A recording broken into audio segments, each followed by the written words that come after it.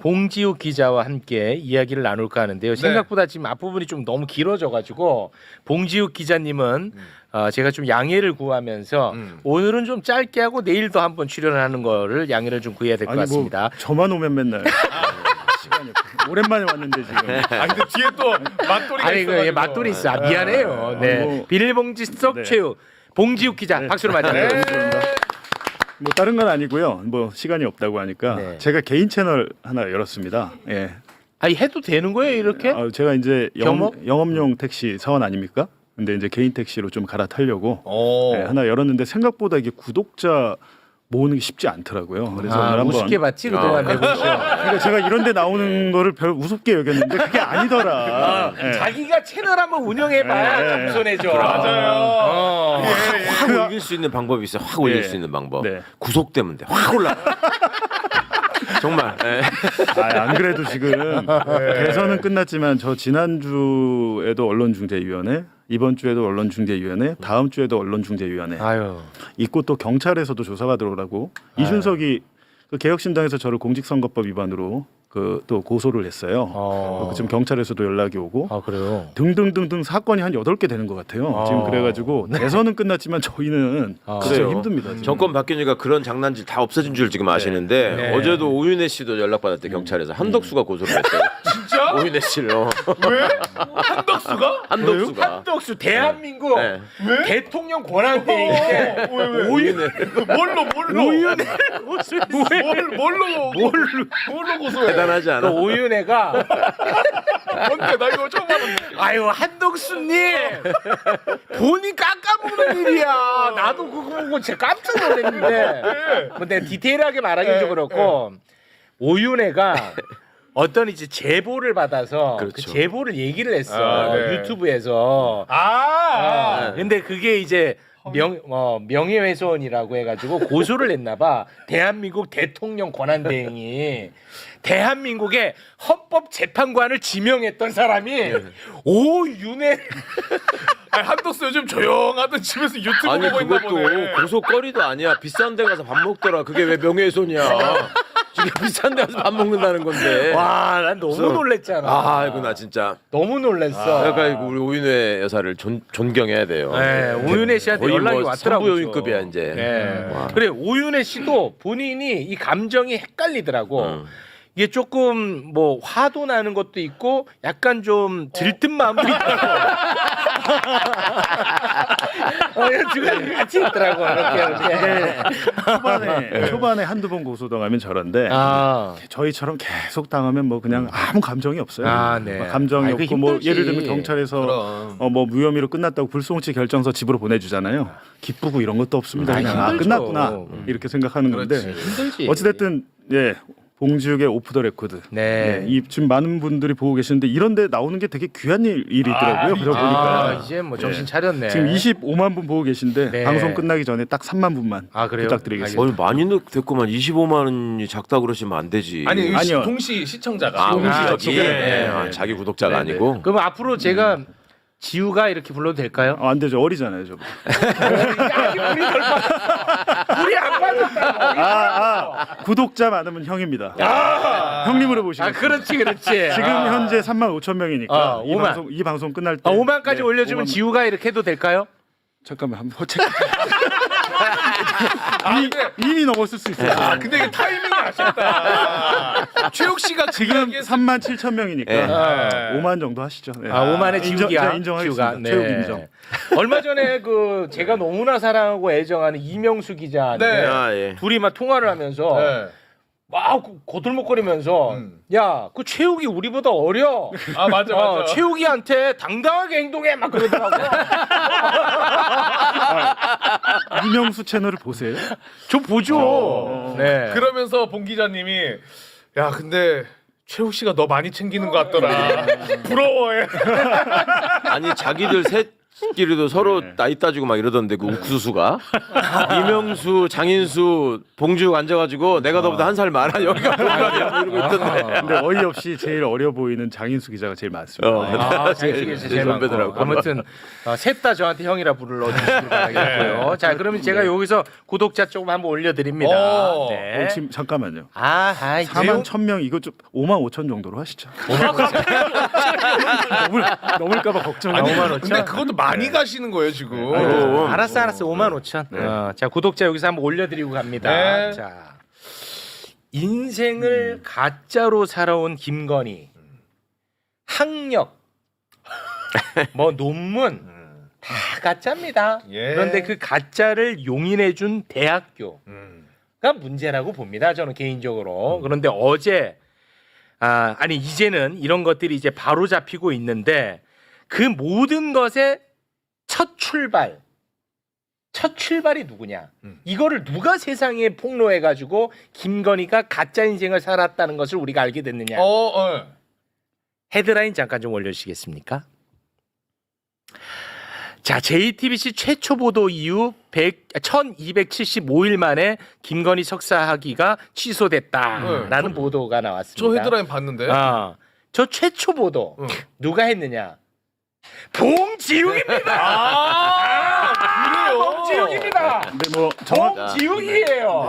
그러니까 제가 당시에 JTBC 탐사 팀장이었고 네. 저희 팀의 이제 오승열 PD가 국민대 유지 박사 논문은 이미 논란이 됐을 때예요. 네. 근데 박사를 이렇게 했는데 석사는 제대로 했겠냐? 오. 근데 석사 논문은 보니까 그럴 듯해.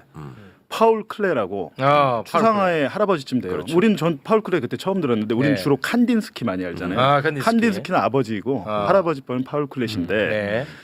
그냥 저희가 봐도 약간 허접한 거예요. 허접했는데 소위 말하는 그 논문 표절 프로그램 카피킬러에 돌려봤는데 20몇 프로밖에 한 20% 나왔나? 별로 안 나왔어요. 그래서 저희 오승열 PD가 보니까 대조군이 너무 없는 거야. 대조군이 있어야 그 논문을 갖다가 이렇게 비교를 해가지고 몇 퍼센트인지 나오는데 파울 클레에 대한 논문이 별로 없어요. 그래갖고 어떻게 했냐? 인터넷에 파울 클레를 치고 단행본으로 나온 책들이죠. 책에 있는 것들을 우리 오승열 PD가 데이터베이스에 다 넣었어요. 손으로 쳐가지고. 오. 대박이야. 손을 쳐서 그걸 대단하네. 하겠다고 그래서 제가 처음에는 야, 그냥 해봐 이렇게 했는데 어. 얘가 며칠 있다 오더니 대박이네. 42% 나왔습니다. 와, 그래 대박이네. 42%? 그러니까 대조군을 저희가 직접 데이터베이스화를 시켰고 42%가 나왔는데 문제는 이 첫 보도를 일부러 그런 건 아닌데 김건희가 기자회견 열고 사과한 날 있잖아요. 네. 조용히 내 좀 하면 살겠다고 그날 첫 보도를 한 거예요. 의도한 건 아니고. 그러니까 저와 김건희의 악연은 그날부터 시작이 된 거죠. 아. 왜냐하면 당시 모든 반론을 팀장이 제가 받았으니까 잘못했네. 김건희 측에 이렇게 해놓고 김건희가 이제 나 사과했는데 그날 저녁에 석사 논문 표절이 터지고 이제 저희가 다음 날 보던가는 저희 라정주 PD가 저희가 저희 좀 독하잖아요. 지도 교수님을 찾아갔어요. 은퇴해서 저기 전원 생활을 하고 계신 지도 교수님을 찾아가서 기다려가지고 물어봤죠. 김건희 논문 왜 이럽니까? 그랬더니 그거 내가 그거 표절하지 말라 그랬는데. 지도 교수가 그거 내가 표절하지 말라 그랬는데. 그때 당시는 뭐 좀 그랬지만 요즘 기준으로는 통과 못하죠. 이렇게 말씀하신 거예요. 그럼 김건희가 꼭지가 돌았을 거 아닙니까? 진짜 열받지. 열받잖아요. 열받았는데 또 며칠 뒤에 저희가 미술관 큐레이터 경력이 있다고 그 자기 경력이 있었잖아요. 네. 경력 위조도 있었는데 네. 저희가 그 미술관을 전방위로 이제 취재를 해봤더니 이 사람 김건희를 본 사람이 없어. 거기서 큐레이터로 오래 일을 했다고 하는데 네네. 경력이 다 가짜인 거예요. 예. 이제 그거까지 보도를 하고 그 다음에는 무속 논란으로 넘어갔죠. 김건희의 무속 논란, 소위 말하는 그 삼부토건 관련 문제나 무정스님 그리고 역술인 서대원 씨 이제 요거는 그때 당시 보도 윗선에서 보도를 막아서 제가 못했죠 보도를. 보도를 못했고 그런 게 또 있었어요. 일부만 온라인 기사는 팀장 권한으로 낼 수가 있어서 제가 아주 몇 개만 그냥 취재한 게 아까우니까 저희 애들이 한 2달 동안 취재한 건데 아까워서 이제 온라인 보도로 냈죠. 근데 그때가 마침 스트레이트에서 이명수 7시간 녹음 파일을 했을 때인데 지금 이제 제가 이명수랑 많이 그 얘기를 하는 게 참 아깝다. 김건희 본인 입으로 얘기하는 그 무속에 대한 믿음이나 이런 뭐 의존도 같은 게 있잖아요. 네. 이것과 우리가 준비한 게 같이 만났으면 정말 큰 폭발력을 가질 수 있었는데 아깝다는 게 일이 안 되려면 그렇게 안 되는 거죠. 네. 그렇게 해서 이제 했는데 어찌됐든 이 사건이 그때 당시 이제 막 숙명여대가 뭐 조사 한 해 만에 하는데 사실 이거 아무것도 아니거든요. 그냥 취소하면 되는 건데 그렇지. 총장이 바뀌고 나서도 굉장히 지지분진했잖아요. 아, 그러니까 저희 보도하고 막 뭐 진짜. 국회에서 부르고 하니까 당시 그 장윤금 총장인가 그분 막 해외 나가고 난리도 아니었어요. 막 국정감사 때. 열받아. 근데 거의 4년 만에 3년 넘게 질질 끌다가 이제야 됐는데 이제 저희는 끈 다 떨어지니까. 저는 왜 이걸 중요하다고 봤냐면 숙명여대. 석사가 취소되면 박사가 자동 취소잖아요. 네. 네. 그렇기 때문에 전 중요하다고 본 거죠. 아. 유지 논문 말도 안 되지만 국민대는 아예 취소할 생각을 안 하고 있으니 그러니까 국민대도 그렇고 이게 일단 요거 잠깐 정리하고 아니 갈게요. 소송 때문에 하나만 정정하자면 유지 논문이 박사 논문 박사 논문 아니에요. 그거 아니에요. 네. 그건 예, 다른 유지는 논문이죠. 다른데 예, 투고한 맞습니다. 논문. 안 그래도 아. 그거 바로 잡으려고 예. 했어. 박사 논문은 그 인터넷 운세 컨텐츠. 그렇지. 운세 맞아요. 컨텐츠. 네. 유지 논문은 학술 논문이고, 네, 그건 전혀 다릅니다. 자, 어제 그 숙명여대, 국민대, 그거 입장을 좀 전하고 갈까요? 일단 숙명여대 교육대학원위원회가 총장에게 학위 취소 결정을 최종 보고를 했습니다. 그래서 김건희 석사 학위를 취소했다라고 숙명여대가 밝혔고요. 이제서야. 예, 이제서야 밝혔습니다. 아이고. 그리고 2008년에 박사학위를 받은 국민대도 학위 취소 절차에 들어갔습니다. 그러니까 이제 조만간 국민대도 최종 결정이 내려지지 않을 국민대가 아니, 정말 나빠. 아, 국민대가 제일 나쁜 게 뭐냐면 맞습니다. 지금 마지막까지도 논문에 대한 이야기를 하지 않고 석사 취소하니까 이제 박사 예, 취소해야죠라고는 얘기를 해. 마지막까지 예. 얼마나 비겁합니까? 그렇죠. 세상에 이게 이거. 무슨 대학교입니까? 그렇게 말입니다. 정말 이게 그러니까 말도 안 저는- 되는. 아, 요것도- 진짜 고졸인 너가 너무 부럽다. 나 괜히 대학 나왔어 진짜. 이 뭡니까 이게 대학교가?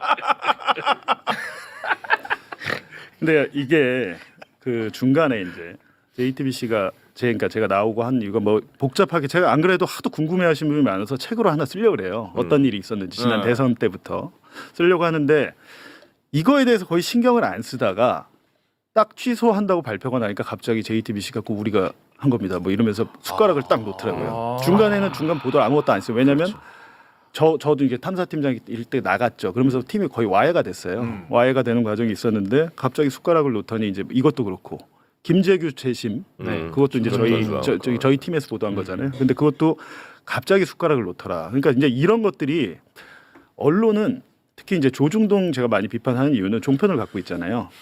조중동과 그 종편의 그 방송 뭐랄까 스탠스가 비슷한 데도 있지만 보도 스탠스가 JTBC 같은 경우는 굉장히 복잡하죠. 왜냐하면 손석희 사장이 있을 때 없을 때가 있었고 시기별로 또 다 달라요. 그래가지고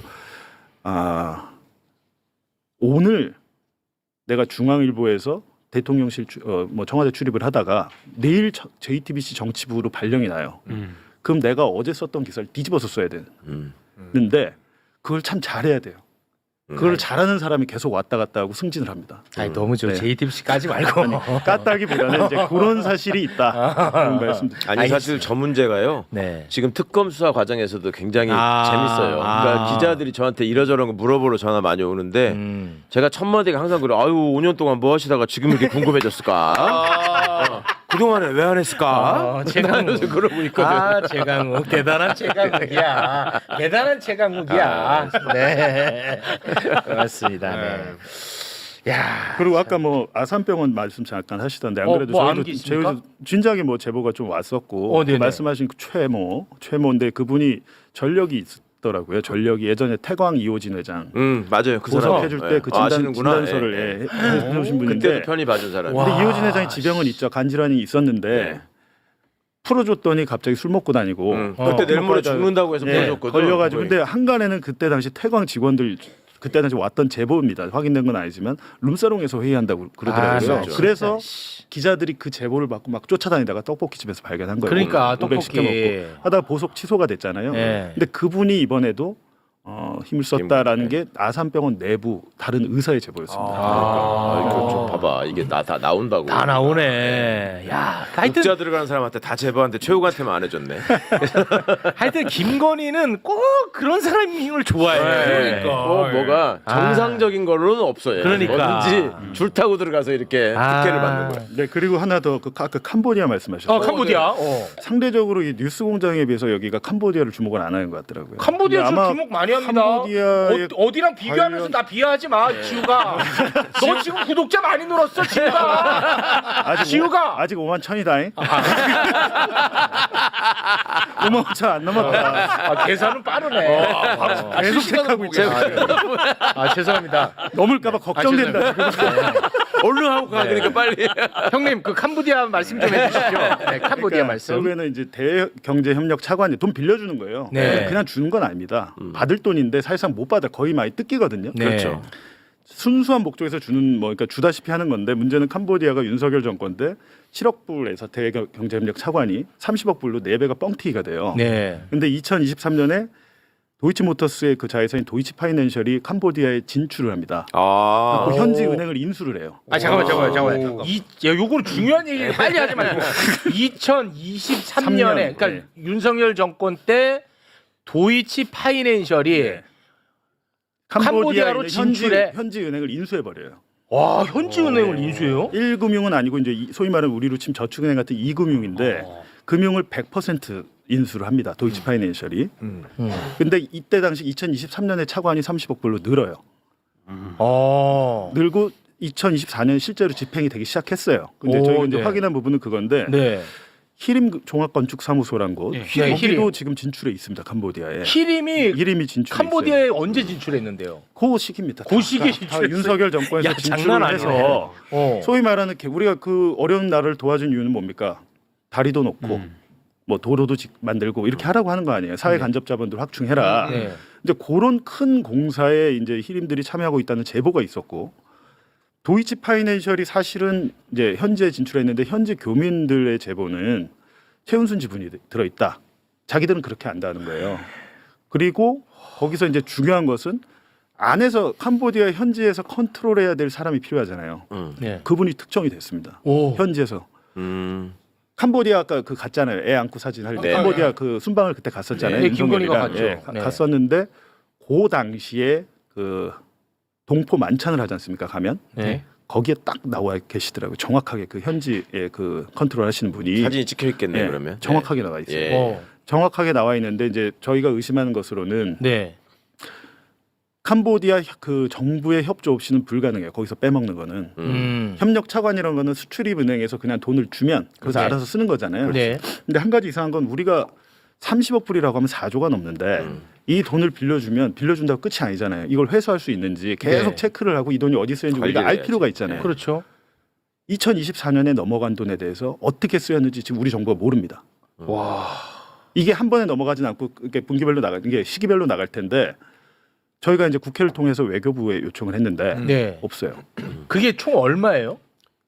2024년에 아니 그러니까 지금 그 지급된 거. 캄보디아로 거. 간 거 넘어간 돈이. 차관. 간 게 네. 그것도 지금 정확히 파악이 안 돼요. 아, 그러니까 파악이 그게 안 돼요? 문제인 거예요. 왜냐하면 차관을 4배를 뻥튀기 할 때는 근거가 있어야 되잖아요. 예를 들면 인도네시아, 그러니까 딱 두 곳이 증액이 됐는데 인도네시아랑 캄보디아가 됐어요. 근데 인도네시아는 광물 자원이 많아요. 우리가 떼이더라도 자원으로 받으면 돼. 근데 네. 캄보디아는 받을 게 없어요. 그냥 이게 네. 수사를 하는 사람의 촉으로는 이런 거를 봐야 되는 거죠. 그러니까 그렇게 해서 돈이 들어가잖아요. 네. 그러면 은행 대 은행으로 갈 거 아니에요. 네. 그래가지고 거기서 이제 특정한 사업에 이렇게 쓰일 거란 말이에요. 그렇죠. 그럼 그 사업으로 덩어리가 제일 큰 게 토목 건축이에요. 네. 그러니까 히림이 들어가야 되는 거고 거기. 아. 그래서 은행이 필요한 거예요. 은행은 그걸 뒤로 빼돌린 돈을 세탁해가지고 한국으로 보내려면 은행이 필요하거든. 그 파이낸셜이 아까 그렇죠. 도이치. 그러니까 은행을 인수한 거고 이게 그렇게 되지 않았을까라고 아, 의심하면서 그 수사를 의심을- 해야 되는 거죠. 아. 근데 이제 모양새가. 저희가 보고 있는 거는 와 어지러워. 한국 기자들만의 취재로 이건 불가능하다고 판단을 해서 와. 저희 팀의 이슬기 기자가 마침 인도네시아 이쪽에서 그 취재 현지 탐사보도 매체에서 근무한 경력이 있는 이제 국제적 언어 능력도 되고 그리고 이 친구가 마침 캄보디아의 동료들이 있는 거예요. 그 동료들이 보니까 반 훈센 총리잖아요. 캄보디아가. 네. 지금 그 아들이 총리를 하고 있는데 훈센을 비판하다 잘린 기자들이에요. 그러니까 오. 정부 비판 보도를 했던 마침 우리 같은 사람들이 어. 거기 있는 거예요. 그래서 캄보디아의 봉지욱이야. 네. 그분들과 지금 한 두세 분과 손을 잡고 네. 이제 중요한 것은 훈센이 우리나라를 엄청 많이 왔습니다. 그렇죠. 방문을 엄청 많이 했어요. 아 윤석열 정부 예, 때. 윤석열 정권 때 오. 많이 왔어요. 근데 중요한 것은 현지 정부가 협조를 안 주면 돈 빼먹기 어렵잖아요. 근데 네. 저희가 의심하는 지점은 아 짰구나 이거. 훈센이랑 예, 짰구나. 그렇게 보는 거죠. 그래갖고 그 부분을 지금 이제 취재에 들어갔고 조만간에 저희 기자들이 캄보디아 현지로 갈 텐데 저야 뭐 이제 얼굴도 특이하고 이렇게 못 가고 이제 저희 얼굴이 안 알려진 기자들이 현지에 가서 아, 이거 대박 나겠는데. 한번 해야죠. 그러니까 너무 이상한 일들이 많은데 이게 다 우연이라고 보기에는 어렵다는 저희가 판단을 한 거죠. 와. 그 캄보디아가 독재 국가일 뿐만 아니라 왕국이에요 이게 또. 네. 그 왕하고 또 저기를 하면 지금 이게- 세계 최장기 독재 국가라고 하는 이유가 아들이 총리고 네. 그 아버지는 총리하다가 지금 물러나서 상원 의장을 하고 있대요. 네. 그리고 훈센 총리를 비판했던 기자가 막 없어졌다가 몇 달 만에 나타나서 유튜브에서 다시는 훈센을 비판하지 않겠다고 아, 그래요? 자아 비판을 하게 만든 야, 재밌네. 나라라고 하더라고요. 네. 야, 근데 아무튼 그 도이치 파이낸셜이 2023년에 캄보디아 가서 현지 은행을 인수한 거는 팩트고 네, 네. 거기에 최은순 지분이 있다라는 것은 그냥 아직까지 소문이고. 그렇죠. 히림이 진출해서 공사한 것도 팩트예요. 네, 히림이 진출해 있고 와, 그것도 팩트고. 여러 가지로 이제 뭐 그건 저희뿐만 아니라 시간 문제일 거라 보고 저는 아까 말씀하셨지만 김건희 관련해서 가장 돈은 액수로 봤을 때 가장 큰 거는 이 사건이라고 저는 생각합니다. 애초에 워낙 크잖아요. 워낙 규모가. 크니까. 네. 그리고 해외 거점이 있기 때문에 만약에 돈을 국내로 가져올 필요가 없죠. 해외 조세 도피처에 그냥 돈을 놔두면 되거든요. 이게 어디까지 뭘 얼마나 했는지 정말 돈 버는데 진심이야. 진짜 대단하다. 이거 똑똑해야 될 것 아무나 같은데. 똑똑해야 돼. 그럼. 그래서 이 아무나. 그림은 누가 저- 있을 거야. 아, 저 이제 가겠습니다. 54,600명. 빨리 아니, 5천 되기 전에 아니 형님, 4,600. 아니 거의 다 됐는데 형님 400명이면 넌 나한테 죽는데 400명만 모이면 너는 나한테 죽어. 야. 이 말씀을 좀 하나 또 드려야 될 게 아까 캄보디아 얘기 나와서 그런데 어제 SBS 보도에 배상윤 KH그룹 회장이 화상 인터뷰를 해서 SBS 보도가 나왔어요. 그거 예. 못 보셨죠? 네. KH그룹이 어떤 사건이 엮여있냐면 쌍방울 김성태 대북송금 사건의 공범입니다. 실질적으로 대북송금 사건 할 때 그 김성태와 그 KH그룹의 배상윤 회장은 전에 옛날부터 주가 조작의 동업자예요. 근데 김성태는 뭐라 그랬습니까? 이거는 이재명 경기도를 대신해서 그렇습니다. 북한이 돈을 줬다. 네. 한 100억 원 되잖아요. 그런데 배상윤이 어제 SBS 기자에게 얘기한 것은 그게 우리 사업이지 경기도와 대체 그게 무슨 상관이 있다는 거냐라는 이렇게 딱 짧게 두 문장만 나왔어요. 그러니까 이게 어떤 의미가 있냐면 배상윤이 계속 도피하면서 못 들어왔고 김성태는 자수하다시피 만세를 부르고 들어왔잖아요. 근데 김성태는 들어와서 검찰이 원하는 대로 거의 다 해줬고 그 과정에서 수원지검에서 소위 말하는 쌍방울 임원들의 진술 세미나도 있었잖아요. 그게 다 깡그리 무시하고 판사가 신진우 부장판사가 1심, 2심을 내려서 지금 대법원에서 3심 중이에요. 네. 중인데 만약에 배상윤이 들어와서 왜냐면 배상윤은 그때 이 돈을 일부 댔거든 자기가. 근데 그게 그 돈이 아니고 김성태 거짓말이고 그건 사실이 아닙니다라고 진술을 하잖아요. 그러면은 이화영 전 경기도 부지사의 3심 대북송금 관련은 파기환송이 다 바뀌어야지. 그런 굉장히 중요한 뉴스입니다. 그러니까 정권이 바뀌니까 많은 것들이 지금 변하고 있다. 알겠습니다. 전에는 검사가 무서워서 못 들어온 거죠. 왜냐하면 네. 배상 KH그룹도 마찬가지로 안 들어오니까 뭐 강원도 알펜시아 입찰 비리고 뭐 하고 별건을 다 해가지고 다 엮어놨어요. 그렇죠. 지우가 이제 가라. 지우가 가 임마. 야 이제 잘 들었다 임마. 가라 이 자식아. 가라 이 자식아. 다음에 보자. 오늘 뭐 준비한 것도 다른 것도 있는데 오늘은 여기까지 하고 가 임마. 내일 어떻게 나와야 돼? 내일 나와 이 자식아. 이 자식아. 6만 명으로 할 걸. 나가. 우리끼리 할 얘기 많아. 알겠습니다. 고맙습니다. 들어가겠습니다, 형님. 그래. 가. 멀리 안 나간다. 아이 자식 저거. 난 또 자존심 좀 있는 줄 알았어. 이 자식. 이명수 기자한테 막 그러더라고. 야 체육이 우리보다 어려. 너 그렇게 하지 마. 공기 잡아야 돼 막 그러더라고. 뭐 씩씩대시면서 도망가는 나가시네. 나가 이 자식아. 자 그러면 저희끼리 이제 꿀맛 같은 이야기를 좀 몇 개 나눠야 됩니다.